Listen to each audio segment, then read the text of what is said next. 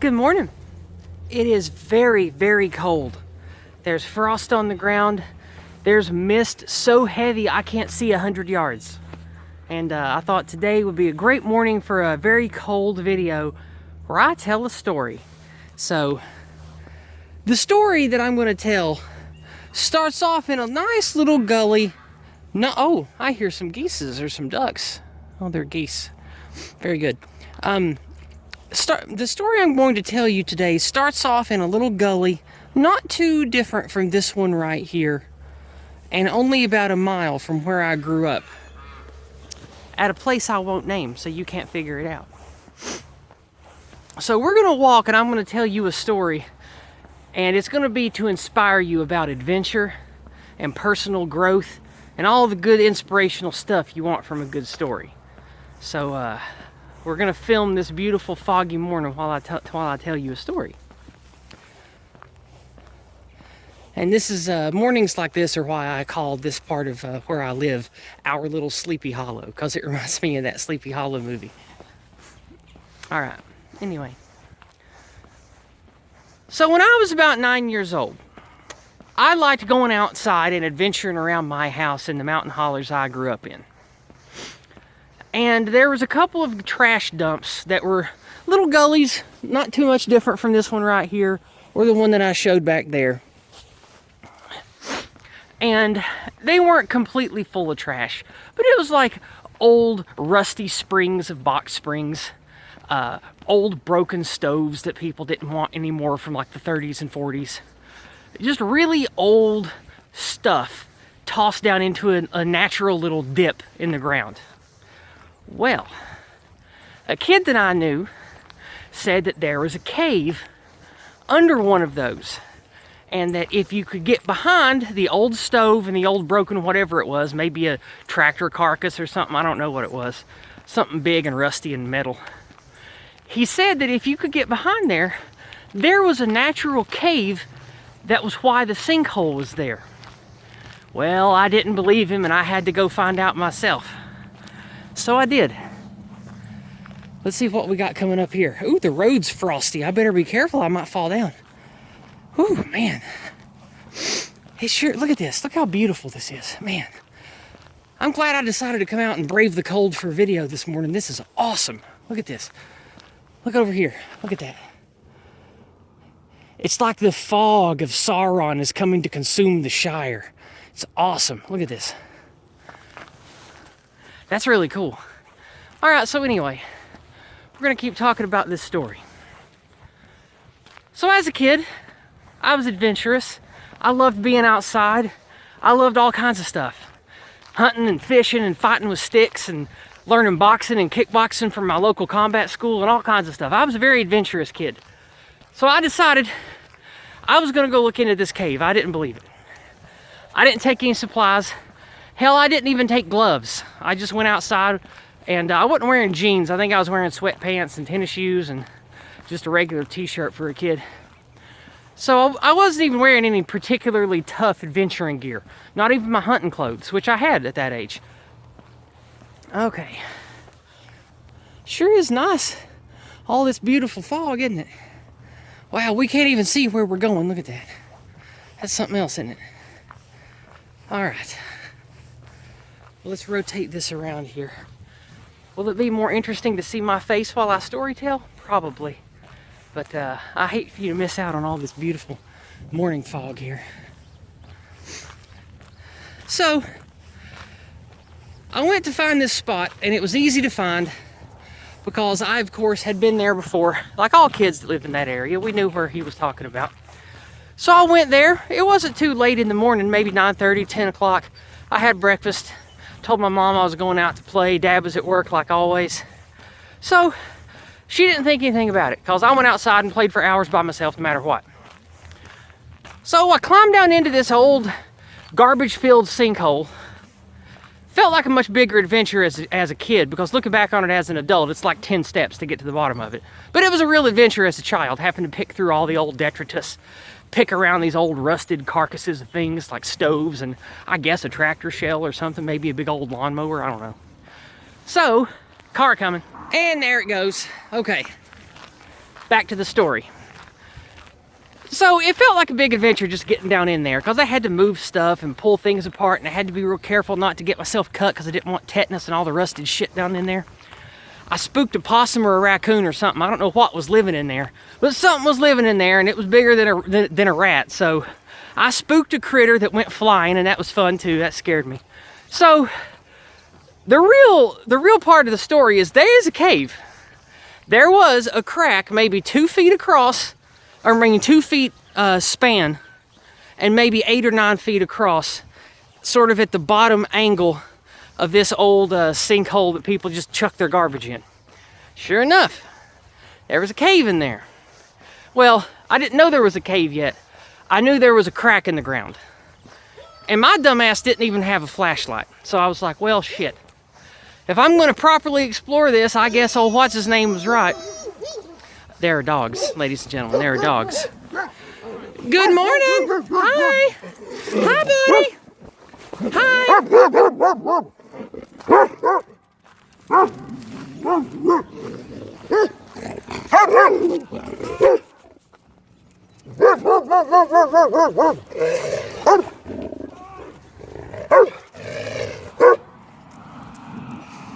Well, that's fun, isn't it? It's okay. I had to deal with dogs my whole life. It's all right. Have a good day. Well, that was quite the adventure, wasn't it? Speaking of adventures, I've never had that dog come and be that aggressive with me before, and I almost dropped the phone when it jumped up on my back, and that was interesting. But anyway, I don't mind dogs. I've had to deal with them my whole life, and they're fine. So, where we were with the story then is I realized that there was a cave, and if I wanted to explore the darkness, I would have to have a light. So let's go over and check on the pond here. So I decided I had to go all the way back home, which only took me about 15 minutes, and I got a flashlight. Now this was an old-timey plasticky flashlight, right? So it was the big heavy ones, and in a kid's hands it was big like a lightsaber because it took D-cell batteries. So it was a big, heavy, clunky old plastic flashlight, probably from the 70s. So it's really pretty, isn't it, today? Man, it's cold. Whew. I'm just glad it's not windy. That would make this a lot harder. So anyway, we're gonna keep walking up to my favorite tree while I tell this story. Okay.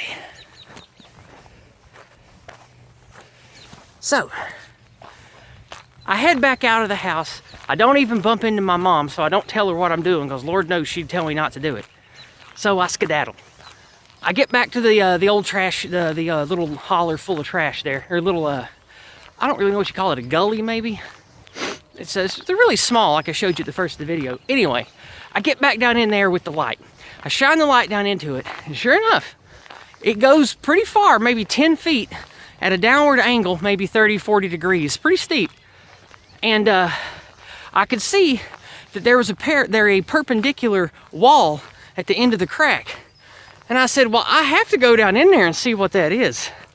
So my stupid ass, with no rope, nobody knowing where in the hell I was in the world, I just slide down in. I just put my feet in there and I just slide down. Now, had I been an adult, had I been an older child even, it might have occurred to me, Yizz, how the fuck are you gonna get out? If you have to slide down this nasty, trash-smeared, wet, open crack in the ground, and you gotta slide 8 or 9 feet down to get to whatever the hell's down there, how are you gonna get out? Well, that didn't occur to me because I didn't care. To me, I thought I was gonna go find magic treasure, or I was gonna find the entrance to a hidden level in a video game, or I thought that I was gonna find old buried treasure. Anything that inspires a child to make foolish decisions like that. That's what was going through my mind at the time. So I just slid on in.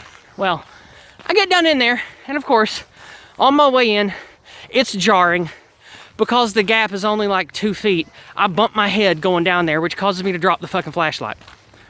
Thankfully, the flashlight tumbles and lands between my legs. And then when I realize that and go to grab it, it falls, but it lands on both my shoes. And so I still had my flashlight and it didn't go bouncing off into the darkness. Now, had that had happened, I probably would have been up shit creek and I might have died in there, because Lord knows I could have screamed all day and nobody would have found me down there, because nobody knew where I was going. All right, well, here we are at my favorite tree, at my favorite little chicken farm that's nearby here. Oh, look at this, isn't this nice? Well, I wish that the sun wasn't going to poke its head out, because I like it being dark. Man, it's so cold I can't feel my fingers. Man, I like the cold, but man, it's like 20 degrees this morning. I'm just glad there's no wind. So anyway, let's see, where can we go while I tell this story? Let's just stop here for a minute. So, here I am, slid down this little crack to find a natural little cave thing. And I don't really know what the proper words to call caves and caverns and sinkholes, and I don't know the proper terminology, so I'm just going to describe it for you. The place that I ended up, at the end of this narrow crack, was sort of perpendicular, so it was going up the other way, sort of making a V if you were looking at a cross section. I slid down one way and hit the wall of another one. Now the headroom in the one that went up was considerably more, like 3 or 4 feet. And just a couple of feet up, there was a lip that went into something else. And it was just big enough to maybe slide a kid's bed in.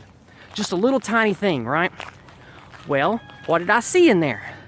I saw a bunch of eggshells of some creature that I wasn't familiar with. Maybe it was a snake, but of course in my mind I was like, oh, this might be alien eggs. Maybe a little dragon family lives here. Maybe they can teach me magic, like that kind of thing. Those are the thoughts that went through my head as a kid. And so, not knowing where that this was going to lead, I climbed up the lip, I muscled up, because remember, I'm only 9 years old. Now, I was fit for a 9-year-old, but I wasn't huge. So, you know, climbing up 3.5, 4 feet was pretty challenging. I had to push my feet against the opposite wall and sort of inch my back up until I could finally turn around and crane to climb up over this ledge and see what the hell was over there. Because just peeking up, I could barely see the broken eggshells, and I think it was like the bones of a rat or something. So I was like, man, this is a great adventure. I'm going to go figure out what's here. We're going to go ahead and head back because I'm freezing, and this is going to take a long time because I'm telling a story. So anyway, also I have to get past the dog gauntlet again. We'll see how that goes.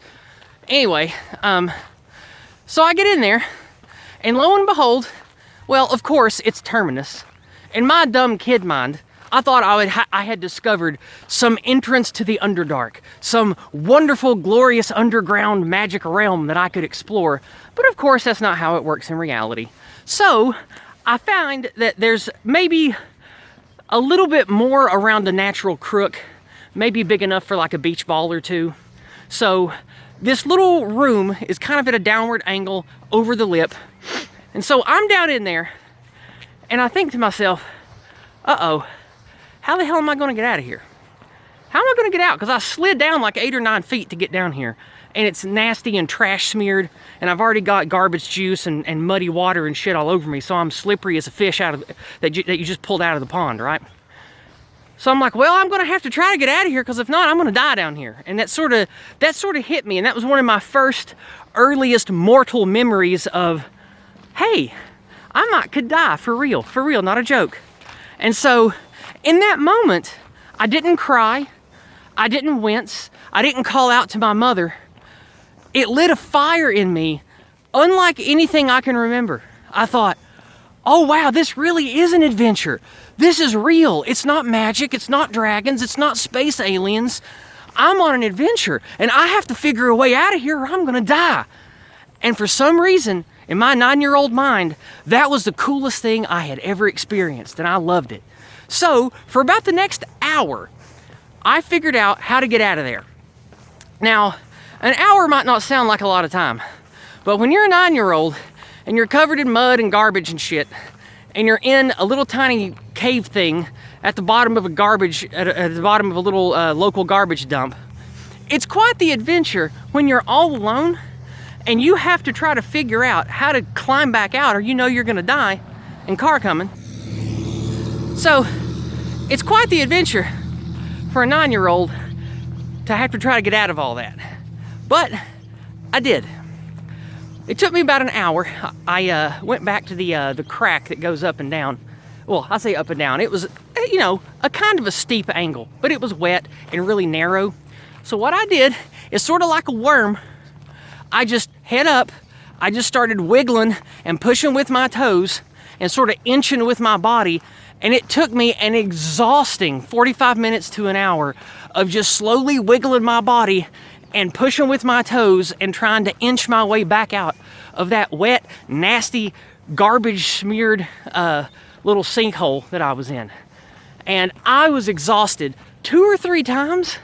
During that time, I had to just stop and brace myself by pushing my back against the top and holding on with my hands just to take a breather. And I thought 2 or 3 times when I was climbing out of there, I wasn't going to make it because my calves were cramping. I kept getting cramps in the soles of my feet where my toes would curl up from just the constant pushing.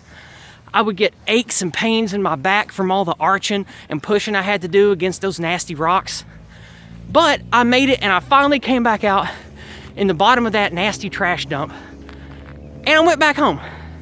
Now, I didn't tell my mother about this until like 2 or 3 weeks later. And there's a car coming again. That was loud.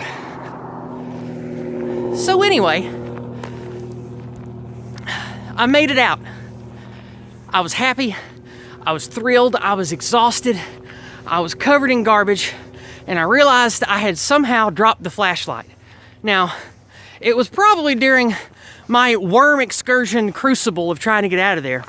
It probably fell out of my sweatpants pocket. But you know what? That's fine. I went back home victorious. My mother commented that I was particularly dirty that day. And she was like, "What'd you get into?" And I said, "I went playing around in one of the old dumps over the hill." And she's like, "I told you not to mess with that stuff. You'll cut yourself and get tetanus." So I was like, "Yeah, I know, Mom. I know. But I wanted to see what was in there." And I just left it at that. I decided not to tell my family about my adventure for a couple weeks, and I'm glad I did, because my mother was quite pissed at me for that. She was like, "You could have died. I could have lost my only kid," and blah, blah, blah, blah. But you know how it is. Anyway, that's about it. We'll go ahead and stop here. I hope that story inspired you.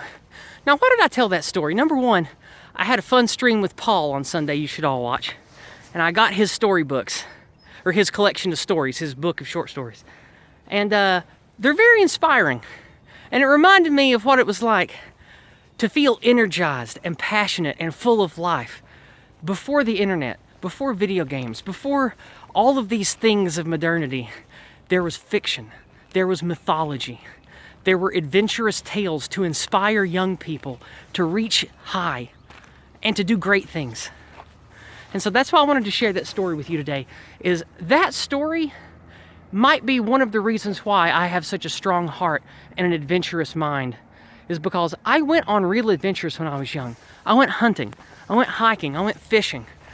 Several times I was alone in the wilderness. No one around could help me if I got hurt. No one around to help me if I was in trouble. And that's just how a lot of people around here grew up. But it didn't break me. It taught me a lot of things. And so, make sure that if you're a parent, you don't deprive your children of those experiences. And if you're an adult, make sure you continue to have those experiences. Make sure that you feel alive and you're doing things that really matter. Because, well, what else do we do in this life besides inspire others to greatness and build positive, wonderful community with our deeds, with our words, with the businesses and churches and homes and things that we build for our loved ones? That's what life is about. That's what it should be about. And with that said, we're going to end that. Tonight on Praise of Folly's channel, I'll be discussing Star Wars. That'll be an interesting conversation. And then tomorrow on my channel, I have Pete Quinones. So you'll definitely want to tune in for that. I love you guys, and I hope to see you next Monday night, especially for Discordant Dragons. Take care of yourself and inspire others. God bless.